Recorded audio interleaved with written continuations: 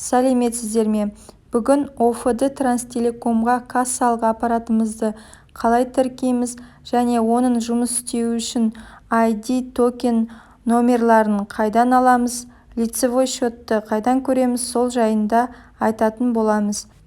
Ең бірінші Googleға немесе Chromeға кіреміз, содан кейін ОФД Транстелеком деп жазамыз. Сол кезде мінекей осылай шығады, сосын подключиться деп ары қарай басамыз.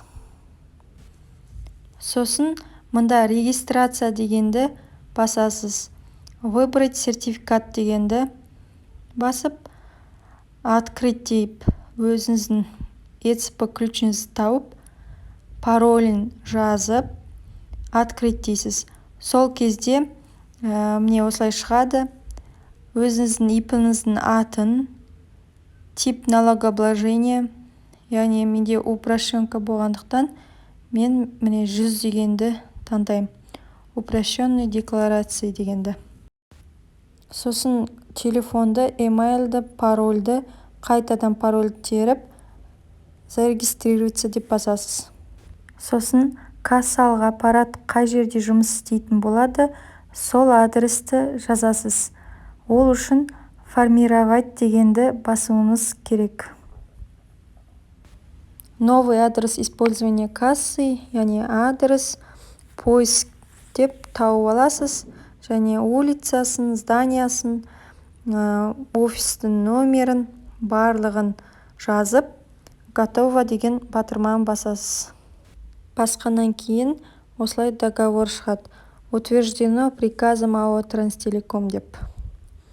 Соны бір қарап өтесіз. Содан кейін міне значение терминов деп осыларды бір оқып шығыңыздар. Сосын ең астыңғы бөлме өте бересіз, астына түсе бересіз.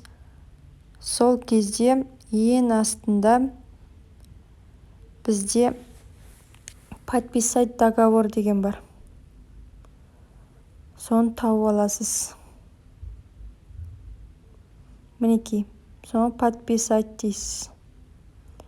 Ол кезде ECP ключтің RSA дегенін таңдауыңыз керек. Яғни RSA екінші, сол подписать. Парольді теріп, открыть дейсіз.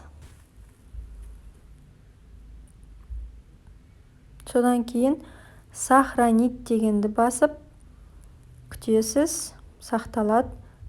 Осылай шығады, договор подписан деп. Содан кейін регистрировать кассу деп, добавление кассы дейсіз. Толық толтырасыз. Модель. Бізде модель Рекасса 3. Сіздікі басқа болуы мүмкін. Соны тауып аласыз. Мінекей. Рекасса версия 3. Заводской номерін жазасыз. Год выпусканы таңдайсыз.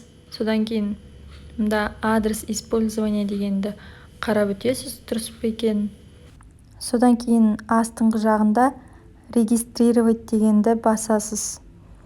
Сол кезде подписка жасау керек. Ол үшін папканы таңдап, парольді енгізіп, открыть дейсіз. Бұл кезде де RSA-ны таңдайсыз. Сосын мінекей осылай шығады. Содан кейін бізге ID токен номерлерді көру үшін кассы дегенді басамыз. Зарегистрированные в КГД дегенді. Мінекей ID номер шықты. Сосын заводской номер, название, статус. Мінекей зарегистрировано деп жазылып тұр. Яғни тіркелдіңіз. Сосын оплата деген әлі төленбеген. Ол үшін бізге активизация жасау керек. Активировать деген кнопканы басамыз. Бастық. Сізде осылай шығады. Активировать тариф дейсіз. менде стандартный тариф 1400 теңгенің. Мінекей смотреть дегенді басып қайтадан мұнда новый токен дегенді басасыз. Мінекей получить деп өзіңіздің токеніңізді көресіз. Соны жазып аласыз. Содан кейін мұнда лицевой счет деген бар.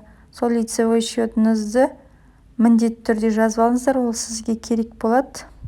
Жаңағы стандартный тариф 1400 теңгені Каспий банк приложениясы арқылы төлейсіз. Содан кейін реккассаны қолдана бересіз. Көргендеріңізге рахмет. Міндетті түрде тіркеліңіздер. Лайк басуды ұмытпаңыздар.